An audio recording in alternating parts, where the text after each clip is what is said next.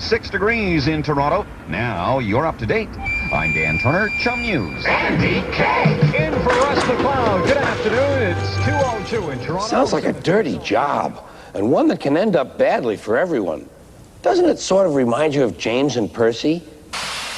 It was a splendid morning on the island of Sodor. James was feeling very pleased with himself. His red paint gleamed in the sunshine as he sped along the line. He reached the junction just as Percy puffed in with some freight cars. James was surprised to see him. "What are you doing here, Percy? You should be at the station by now." He's Canadian. Yeah. How do you know he's Canadian? He talks like a Canadian, like me and all the other people. And there's another engine who is called Donald, and he's from the West, the Wild West. He has the same name as me, D-O-N-A-L-D, Donald, and he's a twin like me. I think people were looking for something that was totally nonviolent, totally interesting, a little bit educational because it teaches them about train travel and everything. I think he just came along at exactly the right time. Maybe he was discovered 40 years later, but I think that's why he's so magical.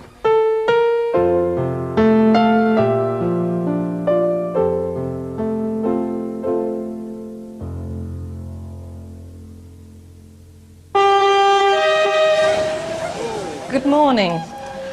My talk is entitled Growing Up with Thomas the Tank Engine. My father's love of trains came from my grandfather, who was also a vicar. While Dad was still a toddler, my grandfather used to take him for walks, and they invariably ended up near the railway track, where they would stand and watch steam trains together.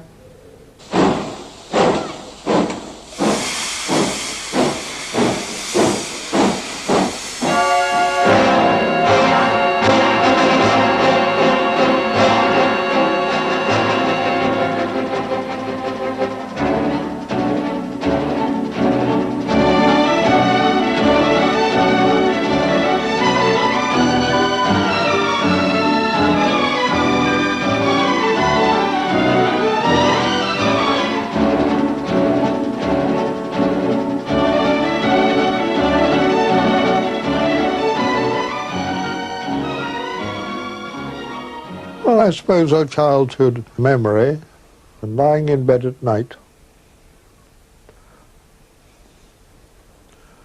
one would hear a heavy goods from South Wales or elsewhere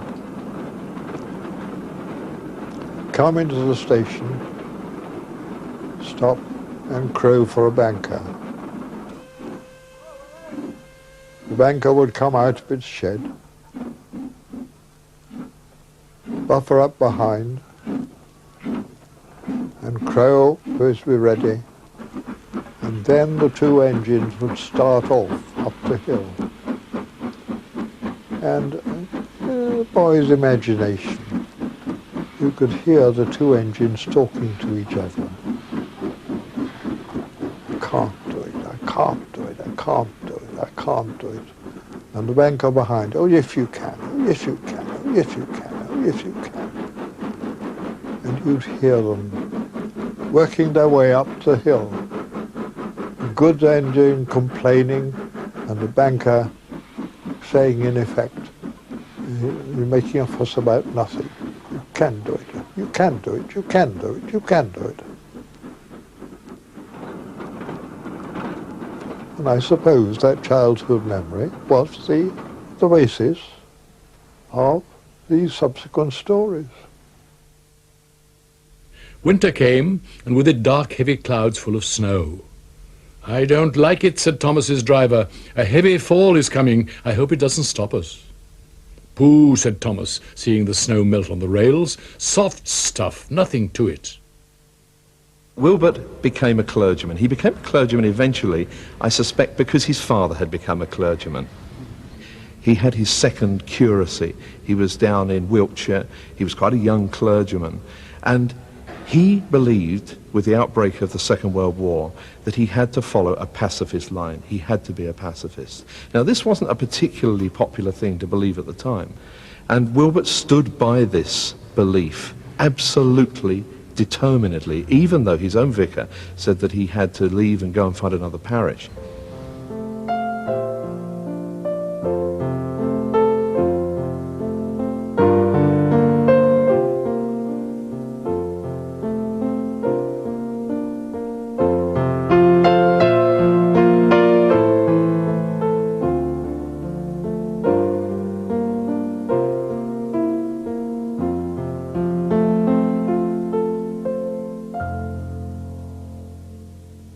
When my brother Christopher was 3 years old, he had measles, and he had to be kept in a darkened room. So it fell to my father, who was a curate, working from home as it were, to entertain him. Well, they went through all the nursery rhymes, but they eventually lost their entertainment value from continual repetition, except for 2 rhymes. One of these was, early in the morning, down at the station, see the little engines all in a row. Along comes the driver, pulls a little lever, puff puff, peep peep, off we go. Dad drew very simple engine faces. He wasn't a very good artist, and he would do happy face, sad face, cross face. But it was the sad face that appealed to Christopher, probably because he was feeling ill. What's that engine's name, Daddy? Edward, the first name that came into his head. Why is that engine sad, Daddy? Because he's old and he hasn't been out for a long time. Why hasn't he been out for a long time? Because all the other engines are bigger and stronger than him, and the drivers choose them first. And if you read Edward's Day Out in the 3 railway engines, you will see that that is precisely how it all began. Once upon a time, there was a little engine called Edward. He lived in a shed with 5 other engines. They were all bigger than Edward and boasted about it. The driver won't choose you again, they said. He wants big, strong engines like us. Edward had not been out for a long time. He began to feel sad. Just then the driver and fireman came along to start work. The driver looked at Edward. "Why are you sad?" he asked. "Would you like to come out today?" "Yes, please," said Edward. So the fireman lit the fire and made a nice lot of steam. Then the driver pulled the lever and Edward puffed away. "Peep, peep," he whistled. "Look at me now."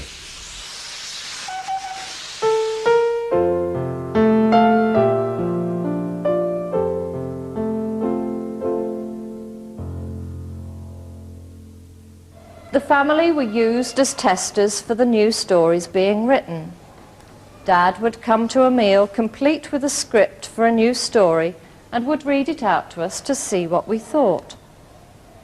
Sometimes we approved, and other times it wasn't right.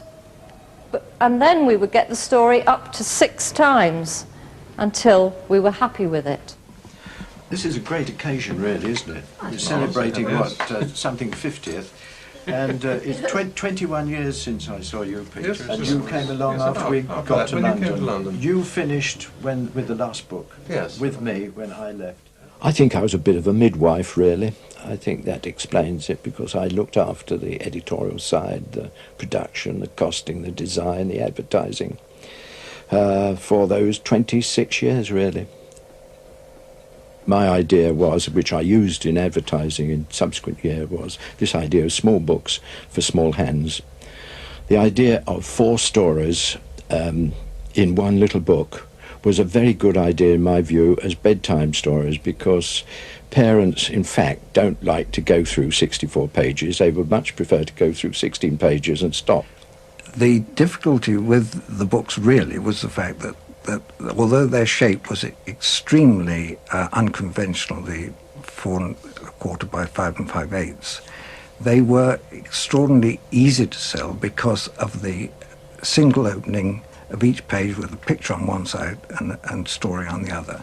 And selling these books to a bookseller in a busy shop, you could speak to them over the pictures. They didn't read the text, they looked at the pictures. Soon afterwards, a porter came and spoke to his driver. "Gordon can't get up the hill. Will you take Edward and push him, please?" They found Gordon halfway up the hill and very cross. His driver and fireman were talking to him severely. "You're not trying," they told him.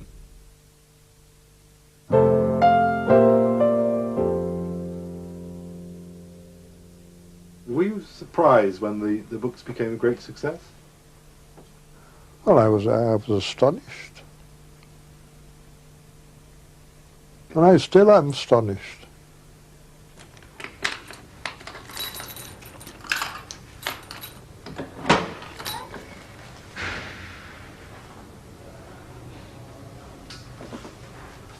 This is All the Thomas Treasures. It's the artwork from 38 books, right from the very beginning when Thomas the Tank Engine was written in 1946.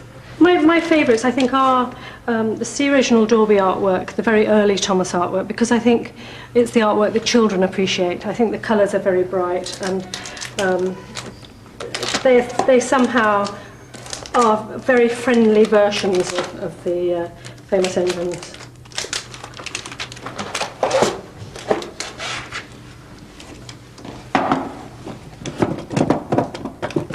Now, what would you like to see? I mean, do you want to see some original manuscript? Right.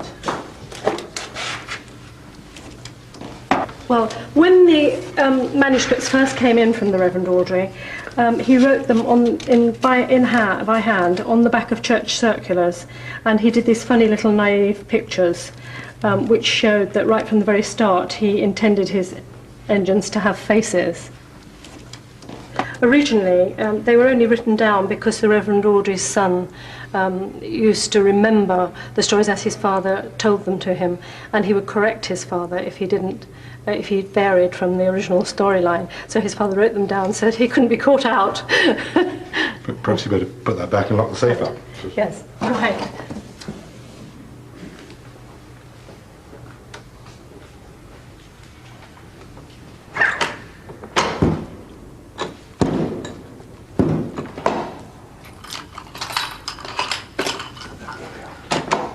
All safe and sound.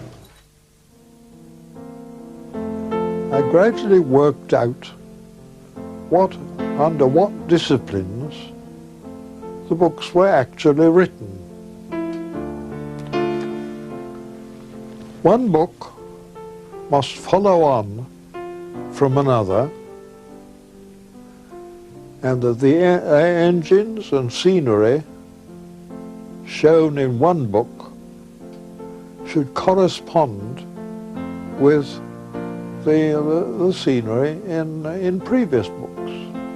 And that created a problem which had to be solved. And that was only solved when we discovered the island of Sodor and standardized the scenery. Wilbert Awdry had this obsession to understand the island of Sodor, a place where all these engines could run, and they could run authentically, so that there was no sense in which these were fictional engines. They were engines which followed their own true railway logic. Sodor is a great crossword puzzle. It's bringing together all these disparate, unrelated ideas and making them part of a whole new mythology. And there aren't many people who have done that. J.R.R. Tolkien, in creating Middle-earth, created his own land, his own language, his own geography, his own sense of place in which to put his stories. Wilbert Awdry is one of the few other people who has done that. The engine's name was Henry. His driver and fireman argued with him, but he would not move. "The rain will spoil my lovely green paint and red stripes," he said. The guard blew his whistle till he had no more breath and waved his flags till his arms ached, but Henry still stayed in the tunnel and blew steam at him. "I'm not going to spoil my lovely green paint and red stripes for you," he said rudely.